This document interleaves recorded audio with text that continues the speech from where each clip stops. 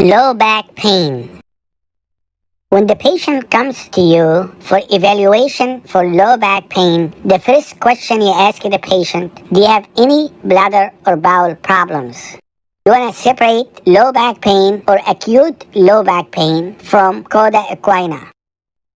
Coda equina is an orthopedic emergency.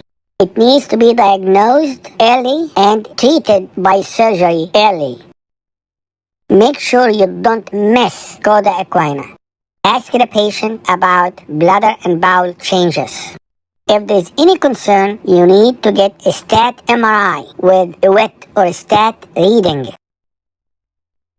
Acute low back pain or low back pain with sciatica, where the pain radiates to the leg and to the foot.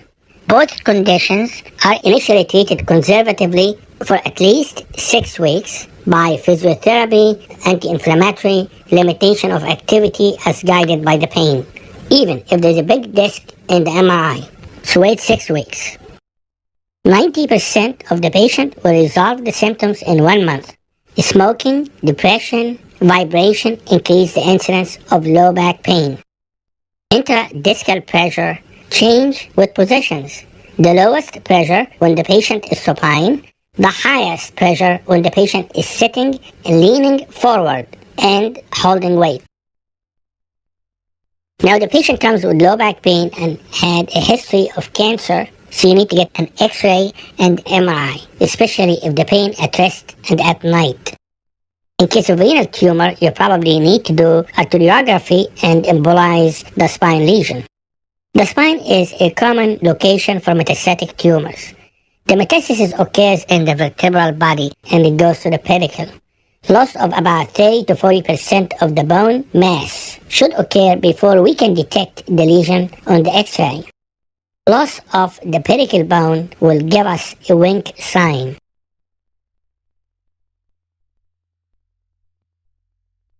How about if the patient has infection? Infection will occur in the disc space. The segmentation rate and CRP will be elevated. Only 50% of the patient will have fever, and less than 50% will have elevated WBCs. So you will get a blood culture, which is positive in about 24%. You will get an MRI, and you will give antibiotic as guided by the biopsy and culture and sensitivity. If it happens that the patient has epidural abscess, you will do surgery, especially if there is deterioration of the neurological function. If we get infection post-surgery, you can diagnose it by C-reactive protein, the CRP. How about osteoporotic fracture? When osteoporosis starts causing fracture, you start with the wrist, then the spine, then the hip. So if you have an osteoporotic spine, you want to treat it before it goes to a hip fracture later on. And if you have one spine fracture, that will lead to more spine fracture. After 1 year of treatment with medication, you decrease the incidence of vertebral fracture by 60%. After 2 years, you decrease the incidence by 40%.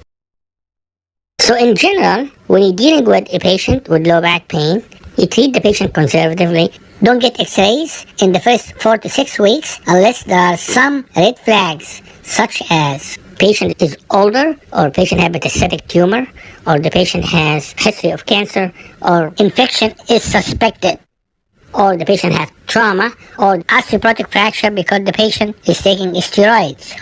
So you get the X-ray. Then you may see an X-ray of a patient that looks like ankylosing spondylitis. At that point, look at the SI joint. It starts at the SI joint. You may get HLA-B27. You will find that there are marginal syndesmophytes with diffuse ossification of the disc space without large osteophyte formation, which is different than the dish, which occurs in diabetic. You get hemoglobin A1C. The syndesmophytes are non-marginal and they have larger osteophytes. It is the diffuse idiopathic skeletal hyperostosis, which will have flowing ossification along the anterolateral aspect of at least 4 contiguous vertebrae, and that is not ankylosing spondylitis. So you're going to get an MRI at a certain point for the spine? Well, you need to start first with x-rays. MRIs are a little problem because number one, there are abnormal MRIs in asymptomatic patients. There's false positive. 35% in patients less than 4 years of age and 90% positive MRIs in asymptomatic patients that are more than 6 years old. The second problem is the MRI with a dye.